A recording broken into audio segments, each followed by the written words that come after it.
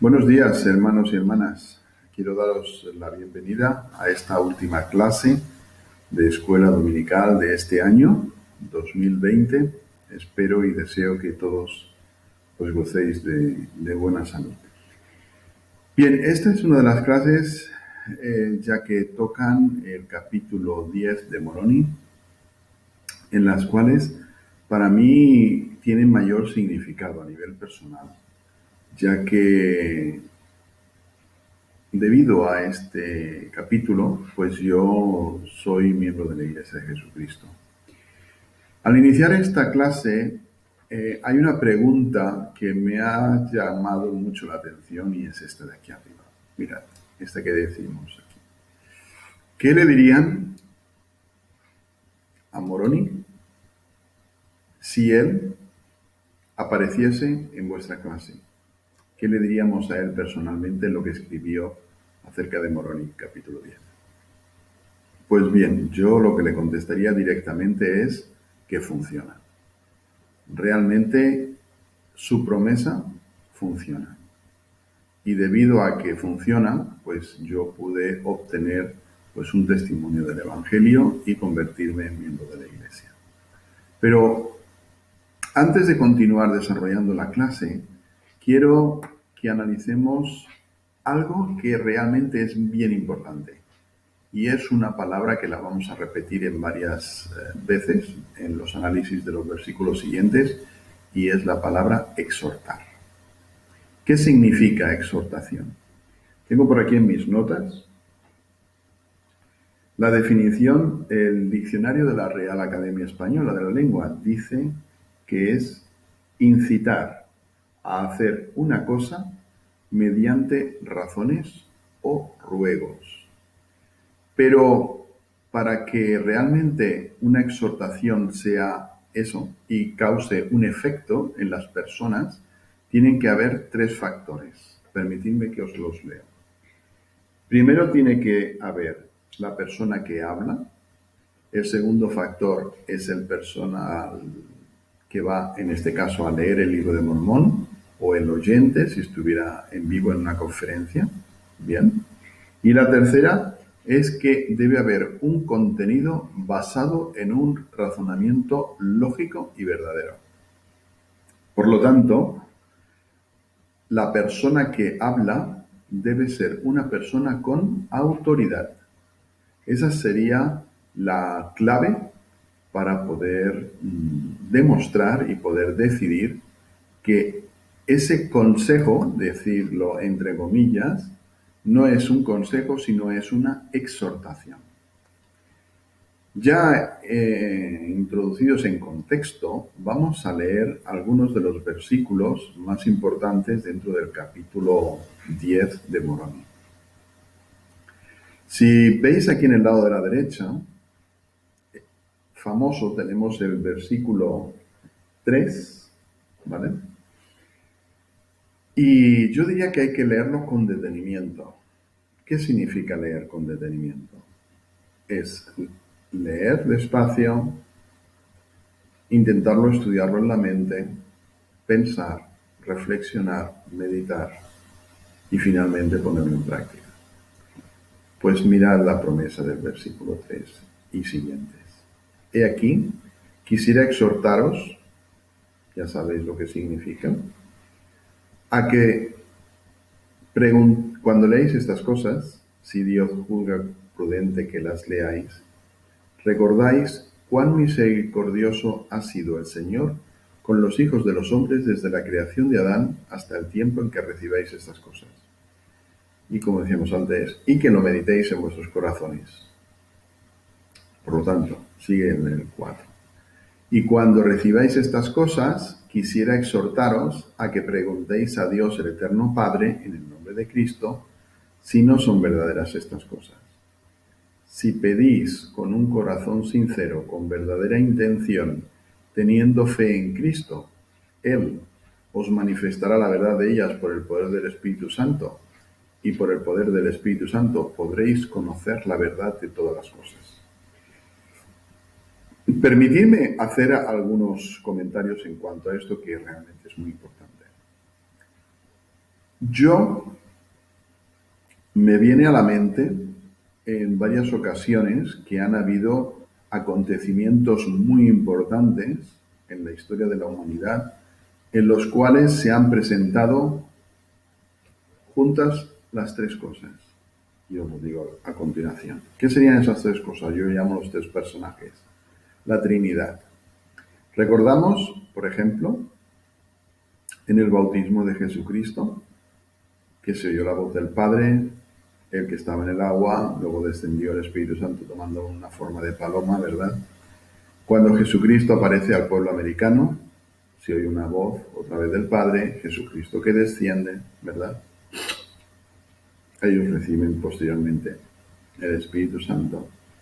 Pues bien, en esta ocasión podemos entender y podemos leer de que Moroni nos está indicando que preguntemos a Dios, el Eterno Padre, lo hagamos en el nombre de Jesucristo y el Espíritu Santo va a venir y va a decirnos realmente que esas cosas son verdaderas. Será la respuesta del Padre que nos lo confirma. De nuevo, intervienen en este proceso los tres personajes, vamos a decirlo así, de la Trinidad.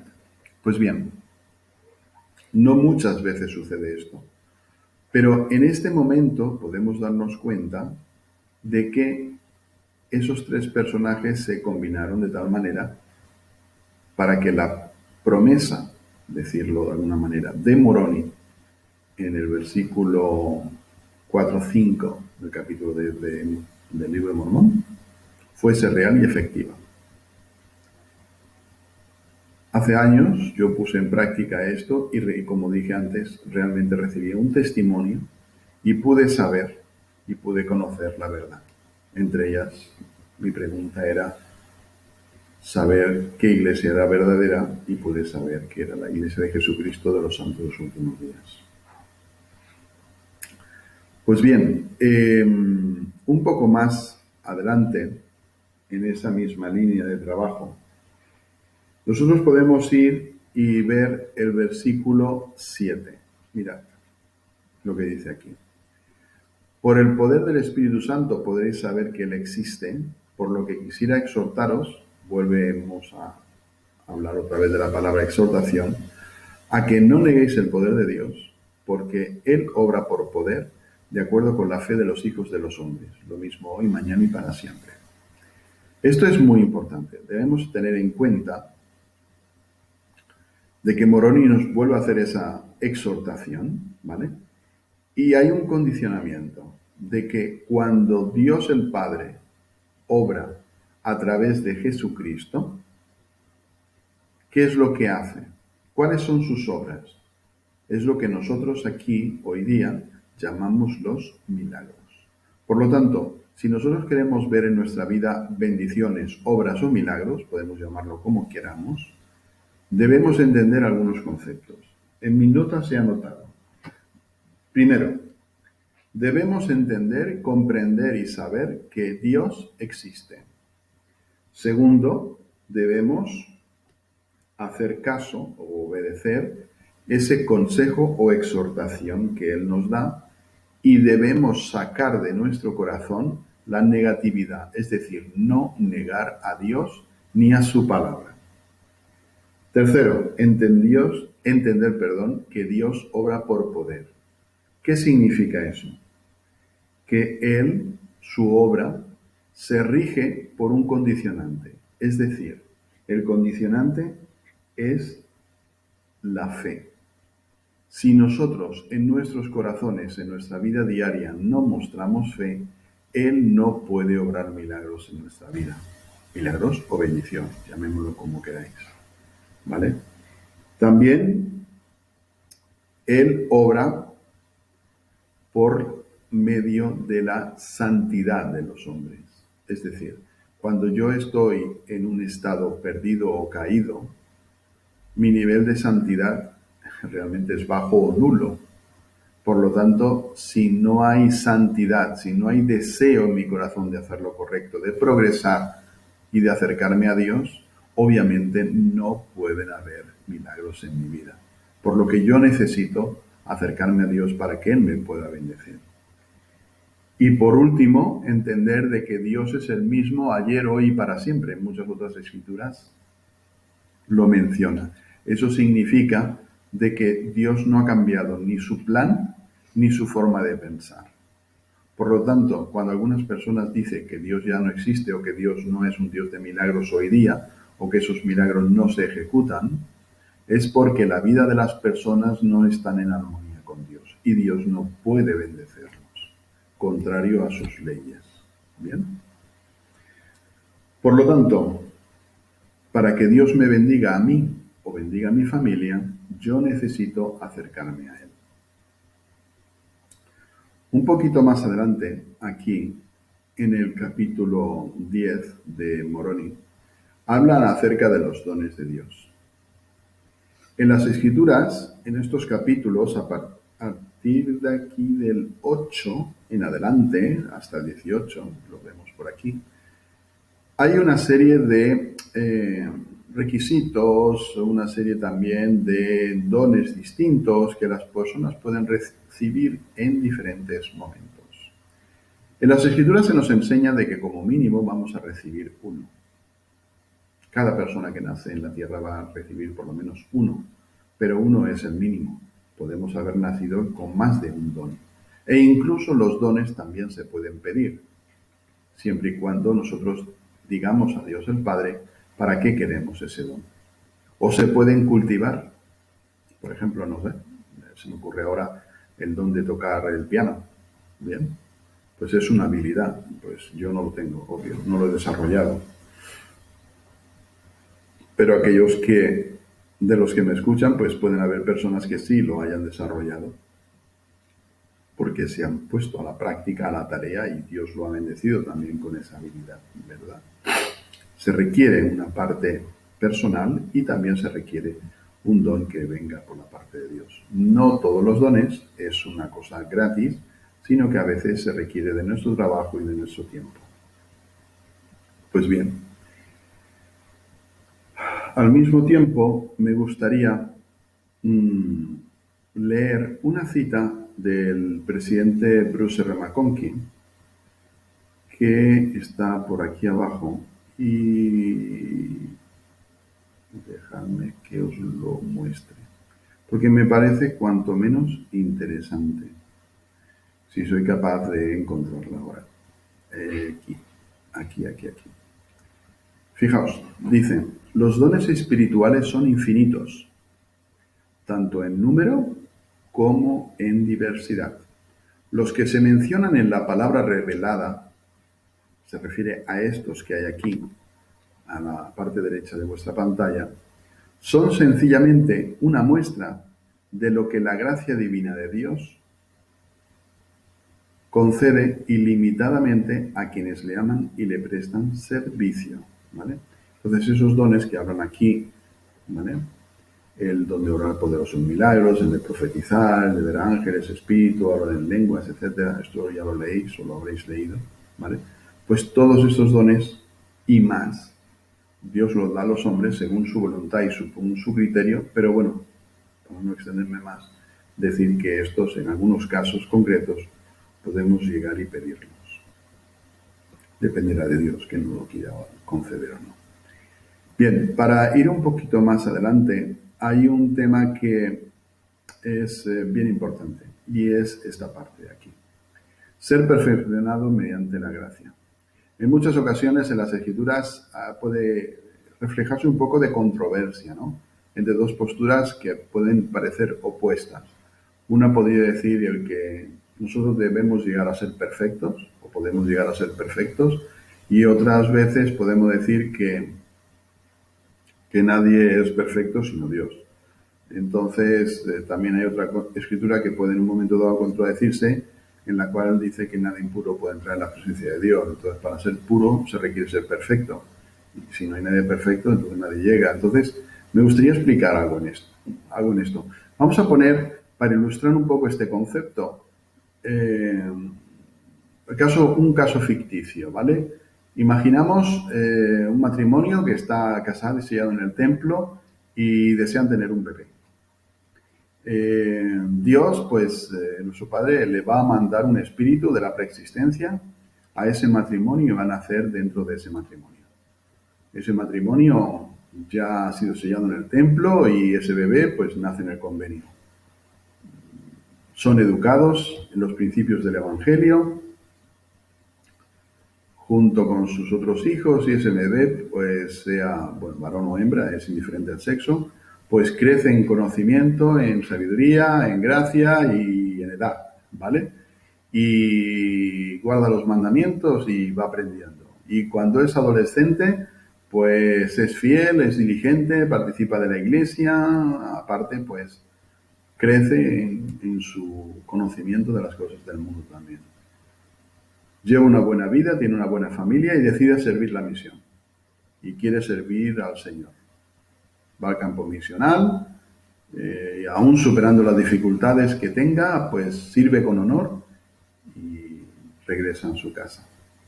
Y tiene que integrarse a la vida laboral o completar sus estudios que dejó a medias por servir al Señor en el campo misional. Y pasan los años. Ese joven o esa joven se enamora. Y como todo nos ha pasado, pues tiene su deseo de su corazón de formar su propia familia y salir del hogar de sus padres.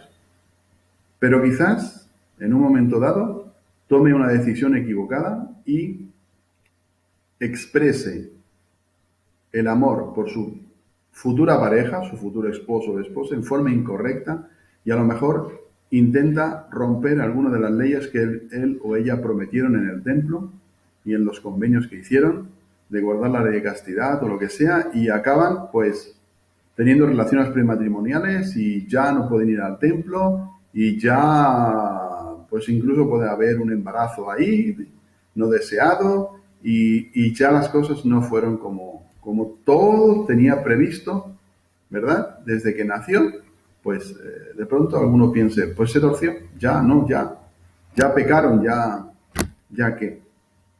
Bueno, pues en esas circunstancias, las personas, ¿cómo van a ser perfeccionados? ¿Cómo vamos a ser puros?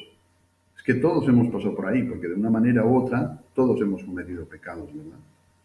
La clave está en estos versículos de aquí, ¿vale? Del 30 en adelante, fijaos, entonces el consejo que da es que dice, no toquéis el don malo ni cosa impura, ¿vale? Pero luego en el versículo 32 en adelante es lo que nos tiene que llenar de consuelo. Nos tenemos que quedar con el mensaje de que dice, venid a Cristo, perfeccionaos en Él, absteneos de toda impiedad. Dice, y si os abstenéis de toda impiedad y amáis a Dios con todo vuestro corazón, poder, mente y fuerza, entonces su gracia os es suficiente y por su gracia seréis perfectos en Cristo. Esa es la clave. Nosotros debemos de arrepentirnos, nosotros debemos de abandonar el pecado y agarrarnos a Cristo. Si somos capaces de seguir en esa etapa el camino del Evangelio y el camino del arrepentimiento y nos acercamos y nos volvemos a aferrar a Cristo, Dios no tendrá presente el error que cometimos porque Él lo absorbe, dijéramos, dentro de la expiación. No se trata de que nosotros hagamos los errores o los pecados de forma indiscriminada, pero quiero decir que cuando nosotros pecamos y hay un arrepentimiento y un proceso que todos conocemos, pues Él absorbe esos errores o pecados y nosotros nos convertimos en seres sin pecado, podemos ser perfeccionados en Cristo. ¿Por qué? Porque la gracia de la expiación, de su amor, llena y limpia nuestros errores. ¿Vale? Entonces, fijaos, dice así, entonces su gracia es suficiente porque por su gracia seréis perfectos, y si por la gracia de Cristo sois perfectos, de ningún modo podréis negar el poder de Dios. Si por la gracia de Dios sois perfectos en Cristo y no negáis su poder, entonces sois santificados. Por lo tanto, en ese punto nosotros podemos llegar a ser hijos de Dios o hijas de Dios, santificados o santificadas por la gracia de Cristo, porque Él, a través de la expiación, nos ha dado aquello que nosotros no fuimos capaces por nosotros mismos de poder llevar a cabo.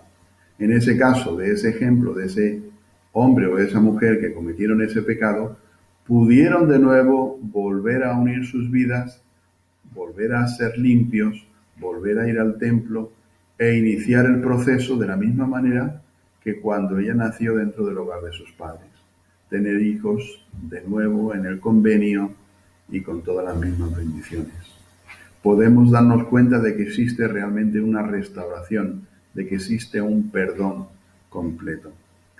Bien, ya es tiempo para finalizar mi clase, pero quiero deciros que leamos un poco el último versículo, el 34, y con esto ya termino. Dice: ahora me despido de todos, pronto iré a descansar en el paraíso de Dios, hasta que mi espíritu y mi cuerpo de nuevo se reúnan y sea llevado triunfante por el aire. Mira lo que dice Moroni aquí: para encontraros ante el agradable tribunal del gran Jehová, el juez eterno de vivos y muertos. Amén. Yo pregunto, ¿conocéis algún tribunal que sea agradable? Yo pienso que será agradable para todos aquellos que hayan sido abrazados, dijéramos, por la gracia de Cristo. Para los que no hayan sido abrazados por la gracia de Cristo, realmente será un tribunal bastante desagradable. Dejaros mi bendición, dejaros mi testimonio y mis felicitaciones para que podáis pasar unas buenas Navidades dentro de las limitaciones con vuestra familia, que paséis un buen día de reposo y tengamos todos juntos un buen comienzo de año 2021. Dejo esta clase en el nombre de Jesucristo. Amén.